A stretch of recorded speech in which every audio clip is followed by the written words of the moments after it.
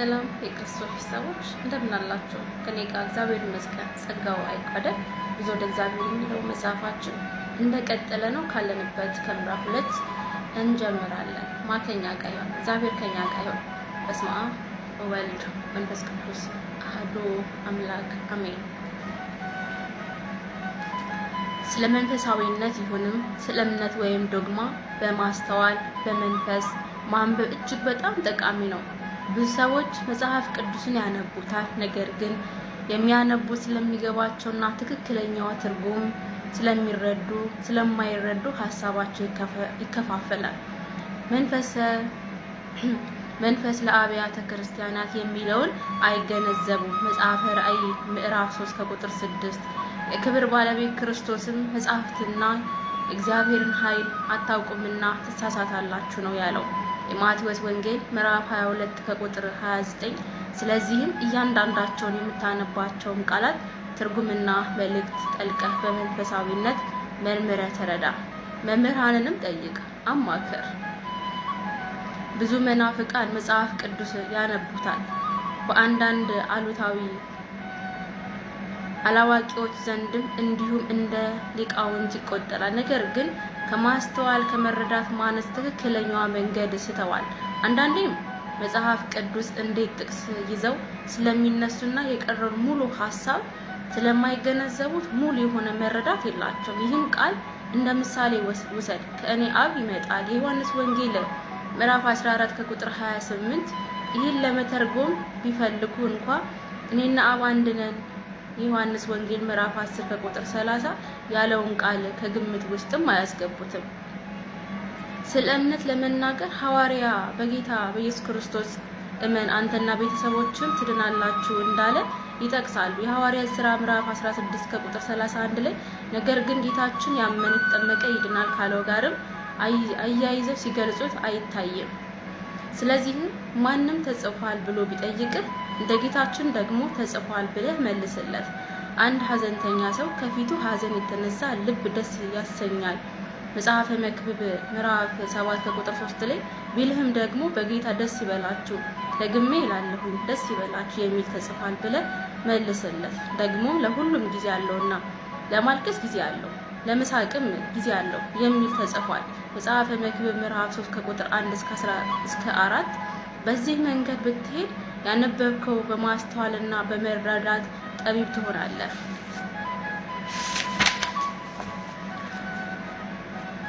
በዚህ መልኩ የተሰባሰቡትን የመጽሐፍ ቅዱስ ጥቅሶች ጽኑ የሆነ ሀሳብና ጥልቅ የሆነ መረዳት ይኖርሃል።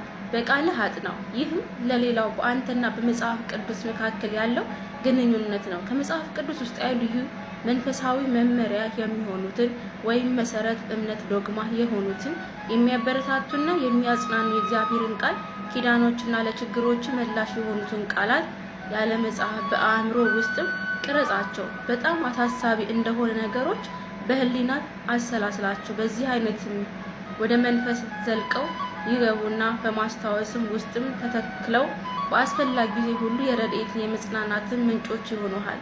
ለምሳሌ በዚህ መልክም ማጽናት ትችላለህ። የተራራው ስብከት ማቴዎስ 5 የፍቅር ባህሪያት አንደኛ ወደ ቆሮንቶስ ሰዎች ምዕራፍ 13 በሮሚ ምዕራፍ 12 እና በአንደኛ ተሰሎንቄ ሰዎች 5 የሚገኙት በርካታ ለመንፈሳዊ ሕይወት የሚበጁ ምክሮች ወይም ከመጽሐፈ ምሳሌና መክብብ 10ን ትእዛዛት ኦሪት ዘጸአት እና የዳዊት ምርጥ መዝሙሮችን ጸሎቶችን ስታነባቸው ልብህን የሚነኩበት ሌሎች ጥቅሶችም ስለ ጥሩ ስነ ምግባር የሚነግሩህና የመሳሰሉት በቃልህ ማጥናት ትችላለህ። አስበው፣ አንድ መንፈሳዊ ሰው በቀን አንድ ጥቅስ ቢያጠና በቃሉ ቢይዝ በአንድ ዓመት ምን ያህል ሊይዝ ይችላል?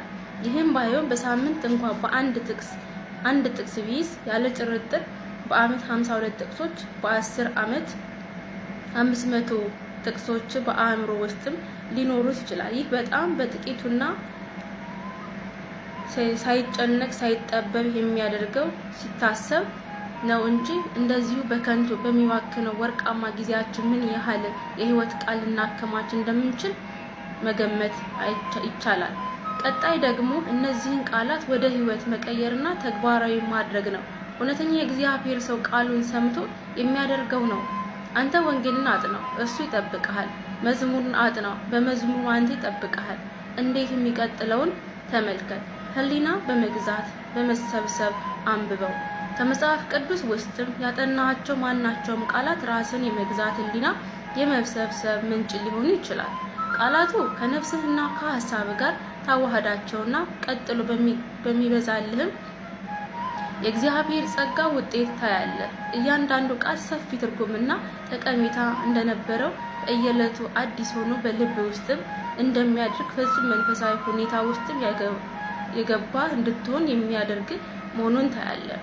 ስለዚህ እኔ የምመክርህ እንድታነብ ብቻ ሳይሆን ቃሉን እንደ ስጋ ፍቃድም እንድትተረጉመውና በእግዚአብሔር ፍቃድ ውስጥም ሆነ መንፈስን መርምረህ እንድትኖር ነው። ይህን በመጀመሪያ አውቆ በመጽሐፍ ያለውን ትንቢት ሁሉ ማንም ለገዛ ራሱ ሊተረጉም አልተፈቀደለትም። ትንቢትም ከቶ በሰው ፍቃድ አልመጣምና፣ ዳሩ ግን በእግዚአብሔር ተልከው ቅዱሳን ሰዎች በመንፈስ ቅዱስ ተነድፈው ተናገሩ። ሁለተኛ የጴጥሮስ መልእክት ምዕራፍ 1 ከቁጥር 20 ላይ።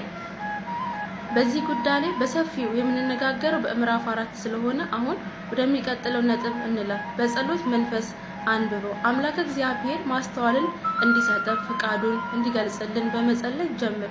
እንደ ቅዱስ ዳዊት ዓይኖቼን ክፈት ከሕግህም ተአምራትን አያለው በለው። መዝሙር 118 ስጨርስም ጌታን ያነበብከውን ተግባራዊ ለማድረግ ጽናቱን እንዲሰጥ ማስተዋልና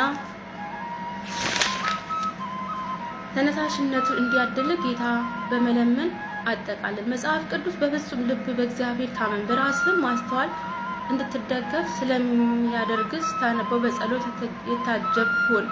መጽሐፈ ምሳሌ ምዕራፍ 3 ከቁጥር 5 ላይ።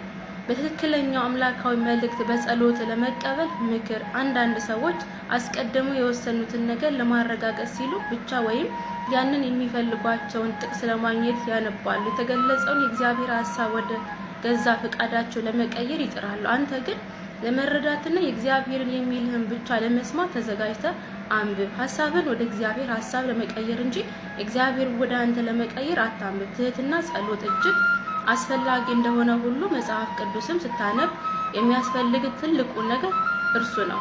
በትህትና ለመጽሐፍ ቅዱስ ቃሎች መታዘዝ ትችላለህ። ትህትና ሐሳብህን መቀየር ማድረግ የምትችልበት መንገድ ነው። ትህትና ከዳዊት ጋር አቤት መንገድህን አመልክት የፈለገህንም አስተምረኝ እያልክ እውቀትን እንድትለምን የሚያደርግ ነው። መዝሙር 24 ከቁጥር 4 ላይ።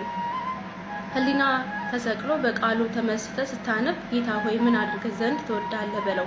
በእርግጥ ምን ማድረግ እንዳለበት ተከተለኝ። የመጽሐፍ ቅዱስ ኃያልና ውጤቱ በቤት ያለ ቦታና የአንተ ድርሻ።